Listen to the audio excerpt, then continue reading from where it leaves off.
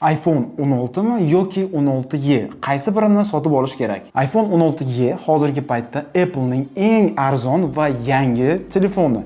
Unga hattoki iPhone 13 ni va iPhone 14 ni ham g'iloflari to'g'ri keladi ekan. iPhone 16 da MagSafe bor, 16e da esa MagSafe yo'q. iPhone 16 da Dynamic Island bor va bu narsa qulay, chunki fonda ochilgan ilovalarni nazorat qilib tursa bo'ladi. 16e da esa bunaqa narsa yo'q, faqat Face ID ni o'zi. 16 da kamera kontrol tugmasi mavjud. 16e da esa hech vaqo yo'q, lekin action button bilan ham kamerani ochish mumkin. 16 da keng burchakli linza, kinoeffekt rejimi ham mavjud. 16e da esa bor yo'g'i bitta kamera, eng oddiy stabilizatsiya bilan. 48 megapiksel bor, lekin yaqinlashtirish faqat 1x va 2x. Zaryad olish porti bir xil, displeyning hajmi ham bir xil. Ikkalasida ham 60 Hz. Uning ustiga ikkalasida ham bir xil protsessor turibdi. 16 ning narxi $790, 16e ning narxi $630. Agarda oxirgi pulingizga olayotgan bo'lsangiz, to 16e ni olgan ma'qul. Agarda ozroq qo'shish imkoni bo'lsa, to 16 ni oling albatta. Va xuddi shu iPhone 16 ni men sizlarga sovg'a qilib yuboryapman. Konkursda qatnashish uchun hozir meni Instagramga o'tasiz,